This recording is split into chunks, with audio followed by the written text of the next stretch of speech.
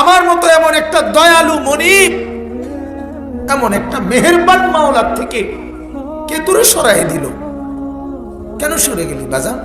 এই যুবক ছেলেরা বলো না বাপ। আজকে যারা এক তোমাদের চেহারা দেখলে অনেকেরই তো বোঝা যাচ্ছে একটা সেজদা কপালে জোটে নাই। এখানে অনেক ছেলে আছে, এখানে আমারে বললে আমি দাঁড় করাইতে পারো, আমি চেহারা দেখলেই বলতে পারো। নামাজ যারা পড়ো নাই, বলো না বাপ, আল্লাহ কি অপরাধ করছে? এই চোখ লাগায়া, নাক লাগায়া, কান লাগায়া আল্লাহ তাআলা তোমার কাছে কি অন্যায় করছে? বলেন। আপনার বিবিকে বলেন, আপনার ছেলেটাকে বলেন না বাপ, যে মাওলা তোমার কাছে কি অপরাধ করছে, যেই অপরাধের কারণে কোনোদিন ফজরের নামাজই পড়ো না? আল্লাহর সাথে কেন রাগ করলেন বলেন? আপনারা যারা নামাজ পড়েন না বাবা, বলেন না আপনারা কেন রাগ করছেন আল্লাহর লগে?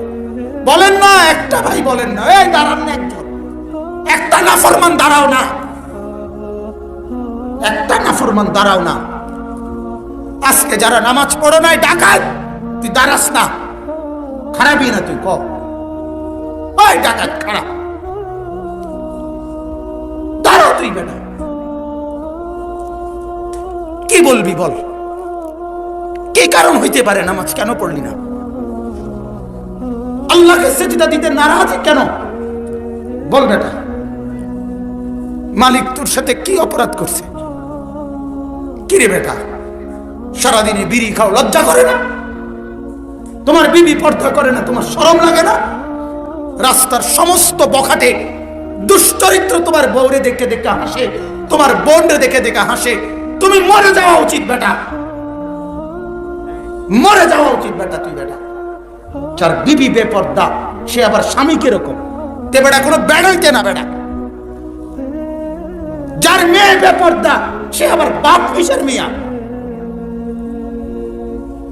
তুমি আবার কিসের বাপ মিয়া? জিন্দিগি বুঝু বাতের থালা? বলেন। আমারে মাফ করবেন, আমি শক্ত হলেও কিছু করার নাই, আমার আবেগ আমাকে বলতে হবে। আমি আরেকবার আসবো না না আসবো সে কথা ভাবিও না। আমি নতুন আসছি না পুরাতন আসছি এটা দেখারও দরকার নাই। আপনারা আমারে চেনেন না না চেনেন এত কিছু আমার ভাবার দরকার নাই। গায়ে লাগে না ফিডে লাগে এত তান চিন্তা করার দরকার নেই। আপনি বিবেককে বলেন, আপনি আপনার বিবেককে প্রশ্ন নাহলে জবাব দেন। দাঁড়ান, আপনি বাড়ার মতো কথা কন, আমরা শুনবো। কি কারণ থাকতে পারে? আপনার বিবি কেন নামাজ পড়ে না? তার জন্য কেন খরচ করছেন? যে ছেলেটা নামাজ পড়ে না তার বিদেশের টাকা কেন জোগাড় করছেন মিয়া? মুসলমান লজ্জা লাগে না? ওই ডাকাইতের হাতে ছেড়ে দেন। তুই তোর কামাই তুই কর বেটা, লাগতো না তোর ভাত আমার বেটা, আল্লাহ তোমারে খাওয়াবে। আমি বললাম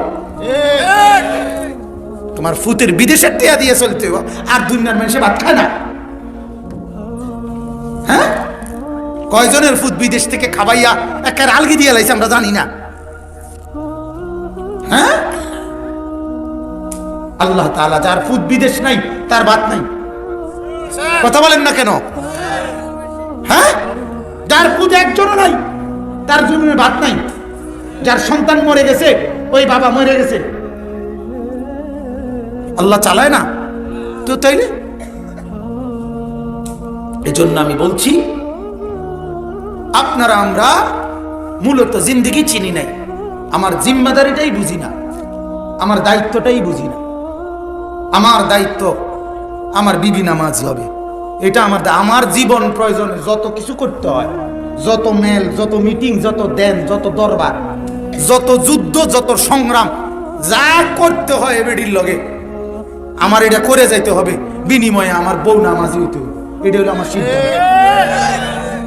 আমি মরি বাঁচি, বাদ পাই আর না পাই, আমার ফুতের বউ নামাজি হইতে হবে, আমার ছেলে নামাজি হতে হবে, আমার মেয়ে নামাজি হইতে হবে।